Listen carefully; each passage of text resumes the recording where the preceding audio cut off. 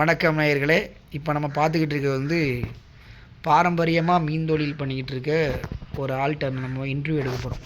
அதாவது நீங்கள் எப்படி மீனை பேக்கிங் பண்ணுறீங்க, எப்படி மீனை நீங்கள் சேல்ஸ் பண்ணுறீங்க, எப்படி அனுப்புகிறீங்க, அப்புறம் அவங்களுடைய வாழ்க்கை முறை என்னன்னு கேட்க போகிறோம். வணக்கம் சார். வணக்கம். உங்கள் பேர் என்ன பேர் sir? Michael Raj. Okay sir. எத்தனை வருஷமாக சார் இந்த ஃபீல்டில் இருக்கீங்க? இந்த ஃபீல்டில் ஒரு 15-16 வருஷமாக இருக்கேன். உங்கள் வயசு என்ன சார்? 48. 48ஆ? ஆமாம். பார்க்க 35 மாதிரி இருக்கீங்க, 48 சொல்கிறீங்க. சரி சார், இந்த உங்களோட அனுபவம் நல்லா இருக்கா சார்? இல்லை வேறு தொழிலுக்கு போயிடலாமா, இல்லை இதே தொழிலில் இருந்துடலாமா காலமுல்லாம்? உங்கள் எப்படி சொல்கிறீங்க? முன்னால் இந்த தொழில் நல்லா தான் இருந்துச்சு, இப்போ சரியில்லை. எதனால சார்? மீன் ரேட்டு கூடிட்டு. ஓகே. அதுபோக இங்கே எல்லாருமே மலிவான விலைக்கு மீனை வாங்கி விற்க ஆரம்பிச்சிட்டாங்க. சரி. ஆனால் நமக்கு இங்கே கொண்டு வர்ற மீன் 100 ரூபா இருக்கிற மீன் 200 ரூபா. ஓகே. 300 ரூபா இருக்கிற மீன் 600 ரூபா இப்படி போய்கிட்டு இருக்கு. இந்த ரேட்டை நீங்கள் வியாபாரிகள் நீங்களே எடுத்துட்டீங்களா போட்டி போட்டு?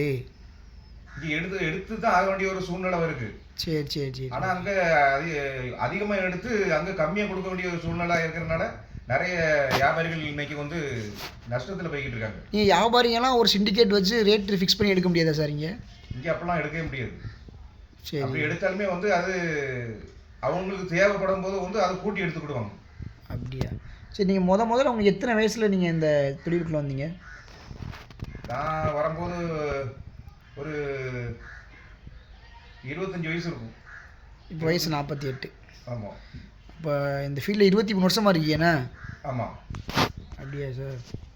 எத்தனை பிள்ளைங்க சார் உங்களுக்கு? எனக்கு 2 பிள்ளைங்க. சொந்தமாக போட்டுக்கிட்டு வச்சுருந்தீங்களா இதுக்கு முன்னாடி? இல்லை போட்டெலாம் கிடையாது. சரி, ஓகே. கடலுக்கு போயிருக்கீங்களா மீன் பிடிக்கிறதுக்கு? போயிருக்கிறேன். இங்கே இதில் ப்ராஃபிட் நல்லா வரும்னு வெளியில் பேசிக்கிறாங்களா சார்? கோடி கணக்கில் சம்பாதிக்கலாம் அப்படின்னு பேசிக்கிறது உண்மையாக பொய்யா சார்? அப்படிதான் ஒரு நேரத்தில் நல்லா சம்பாதிச்சுக்கிட்டு தான் இருந்தாங்க. ஓகே. இன்றைய காலகட்டத்தில் அது யாரும் இது பண்ண முடியாது. சரி சார். இப்போ நீங்கள் மீன் நம்பி அனுப்புகிறீங்கல்ல, கஸ்டமருக்கு நம்பி அனுப்புகிறீங்களா பார்ட்டிக்காரங்களுக்கு, அவங்க உங்களுக்கு பேமெண்ட்லாம் உடனே கொடுத்துருவாங்களா சார்? அப்படிலாம் கொடுக்குறதே இல்லை. 1 வாரம் ஆகும், 2 வாரம் ஆகும். அந்த பைசா வச்சுக்கிடுவாங்க. நம்ம இங்கே வட்டிக்கு எடுத்தால் நம்ம கொடுக்க வேண்டிய ஒரு சூழ்நிலை இருக்குது. அதனால தான் நிறைய பேர் நலிவடைஞ்சு போய்கிட்டு இருக்காங்க வியாபாரி. Okay okay. இப்போ உங்களுக்கு அவுட்ஸ்டாண்டிங் மணி மட்டும் எவ்வளோ சார் இருக்கும் வெளியில்? நம்ம கம்பெனியை பொறுத்தவரை அவுட்ஸ்டாண்டிங் ஒரு 1 கோடி ரூபாய்க்கு மேலே கிடக்கும். ஐயோ, இப்படி நிப்பாட்டினா எப்படி சார் நீங்கள் பொழப்பு நடத்துறது? அதுக்கு தான் ஒன்றுக்கும் வழி இல்லாமல் உட்காந்துக்கிட்டு இருக்கோம். சரி சரி சரி சரி. இல்லை, காலம் ஃபுல்லாக நீங்கள் இந்த மீன் தொழிலே இருந்திருக்கீங்க, இதனால் உங்களுக்கு பயன்பட்டுருக்கீங்களா? ஒரு பயனும் இல்லை. வேறு தொழில் உங்களால் போக முடியலையா? வேறு தொழிலுக்கும் போக முடியாத ஒரு சூழ்நிலை. சரி, ஓகே ஓகே. என்ன காரணம் சார்? மீன் அதிகமானது தான் காரணம். அந்த இப்போ ரேட்டுகள் மற்ற ஸ்டேட்டை விட நம்ம ஸ்டேட்டில், இங்கே தமிழ்நாட்டில், அதுவும் நம்ம தூத்துக்குடியை பொறுத்தவரை அதிகமான ரேட்டு போய்கிட்டு இருக்குது ரேட்டு. சரி, ஓகே ஓகே.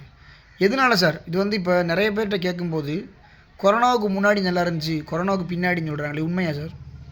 உண்மைதான். கொரோனாவுக்கு முன்னால் இந்த அளவுக்கு இல்லை. காரணம் சார்? காரணம் கொரோனா இது சின்ன சின்ன வியாபாரிகளை அதிகமாக பெருந்துட்டாங்க. அவங்க 400 ரூபாய்க்கு இப்போ நெத்திலி எடுத்தாலும் கிலோ 125 ரூபா வச்சு வித்துடுறாங்க. இப்போ பெரிய பெரிய வியாபாரிகளை அவங்களுக்கு 400 ரூபா எடுத்து 500 ரூபாய்க்கு கொடுக்க முடியாத ஒரு சூழ்நிலை. ஏன்னா அவங்க விற்கணும், அவங்க 125 ரூபாய்க்கு விற்கணும்னு அவன்கிட்ட வாங்க மாட்டான். Okay sir. அதாவது சில்லறை வியாபாரிக டேரெக்டாக மக்கள்கிட்ட கொடுத்துட்றாங்க. ஆமாம். நீங்கள் ஒரு கடைக்காரர் ஷாப்காரர்கிட்ட கொடுத்து அவர் விற்கிறார், மக்கள் விற்கணும், அவர் பணம் தரணும். அவர் பணம் தர்றதுக்கு 1 வாரம் ஆகுது, 2 வாரம் ஆகுது. சரி. இவ்வளோ சிரமம் இருந்துட்டு சொல்லி விடாமல் பண்ணிகிட்டு இருக்கீங்க சார்? வேறு வழி இல்லாமல் தானே பண்ண வேண்டியது இருக்குது. இங்கே மீன் அப்படி பண்ணால் தான் நம்ம ஏற்கனவே உள்ள கடனையும் அடைக்க முடியாமல் தான் நிறைய பேர் இப்போ இருந்துகிட்டு இருக்காங்க. சரி. இல்லை, தடை காலத்தில் உங்களுக்கு எது வருமானம் கிடைக்குமா சார்? தடை காலத்தில் மீன் வராமல் இருக்கும், அப்போது இங்கே மீன் கிடைக்குமா உங்களுக்கு? தடை காலத்தில் மீன் கிடைக்கும். ஆனால் அப்பவும் ரேட்டு அதிகமாக தான் இருக்குது. ஏன்னா கம்மியாக இருக்கும். அந்த தடை காலத்தில் சின்ன சின்ன போட்டுகளில் போய் குடிச்சிட்டு வருவாங்க, பைபர் போட்டுகளில். சரி. ஆனால் அப்பவும் அந்த மீன்கள் ரேட்டு அதிகமாக தான் இருக்குது.